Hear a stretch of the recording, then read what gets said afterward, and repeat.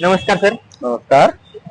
Sir हे machine हे नेमकं काय आहे मशीन, काय नाव आहे? हे किर्लोस्करचं डिलक्स मॉडेल आहे. डिलक्स मॉडेल आहे. 9 HP मध्ये आले आता. नवीन मॉडेल आले 9 HP मध्ये. किर्लोस्करचं आहे? 8 HP मध्ये तर रेग्युलर बंद केलेलं. आता न्यू मॉडेल आले 9 HP डिलक्स मॉडेल. नेमकं सर हे काम काय काय करतं? हे आणि कशा पद्धतीने शेतामध्ये करतं? आता तुमच्या शेतामध्ये कोणते पीक आहे? आमच्या शेतामध्ये सर की कपाशी सरासरी जास्त आमच्या इकडे. तसं कापूसला इथं आऊत बसतं, इथं पाठीमाग आऊत बसतं पाठीमाग इथं आऊत इथं बसतं का? हो इथं बसतं आऊत.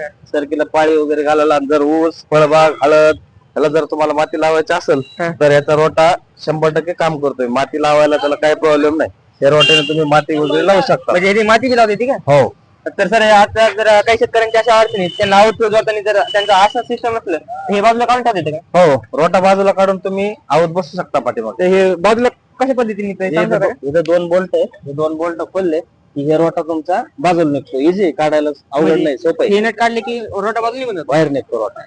आता सर माझा एक प्रश्न आहे की ह्याला शेतामध्ये चालत म्हणलं हे टायर हे काम करते का दुसरे टायर बसवलं नाही हे याला गरज नाही. याला रबरी टायर काम करते तुमची पाळी घालायला. तर सरासरी सर ह्या टायर वरती किती वजन घेऊन चालू शकते? वजनाला काय तुम्ही 1 टनापर्यंत तुम्ही जर पाठीमागे टायले जोडले तर 1 टनापर्यंत तुमचा माल शेतातून बाहेर आणू शकता ते. बाहेर आणू शकते ना? हो सर ह्याच्यावर आपल्याला कंट्रोल बद्दल काय सांगू शकता तुम्ही? हो हे इकडं हे इमर्जन्सी स्टॉपर आहे. हे क्लास आहे.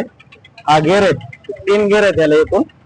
हे 3 गेअर हे 3 गेअर आहेत स्पीड साठी आणि रोट्यासाठी हे 2 गेअर आहेत. हे दोन आहेत ना? हा तुम्हाला तर जर ह्याच्यामध्ये सुरू करायचं म्हणलं रोटावेटर सुरू करायचं म्हणलं ह्या गिअर पुढे सरकवायचं की मागे सरकवायचं? नाही तुम्हाला जर मशीन चालू करायची तर हा गेअरला अडचण नाही, पण आपल्या पायाला वगैरे इजा होऊ नये म्हणून हे कधी बी न्यूट्रल ठेवायची. याची काळजी घ्यायची.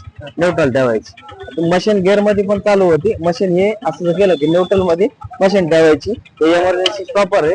मशीन चालू करता वेळेस ह्याला असा लॉक लावून ठेवायचा आणि मशीन चालू करायची. हे ऍक्सिडेंट आपल्या हातातून सुटलं तर मशीन बंद होतं का इंजिन बंद होतं डायरेक्ट?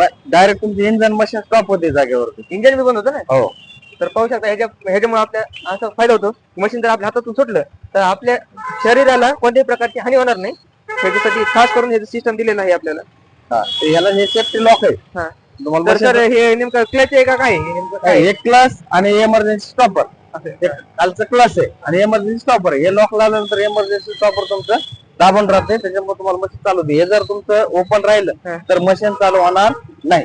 तर मशीन चालू करता हे ऍक्सिलेटर केबल आहे. मशीन चालू करता हे ऍक्सिलेटर केबल देऊन ठेवायचं आणि सर हे बटन हे दोन्ही काय काम करतात? मशीन चालू करतो ना. ठीक आहे. मशीन चालू करून दाखवतो तुम्हाला ते काय काम करतं ते. मशीन चालू करता वेळेस ही रस्सी अशी टाईट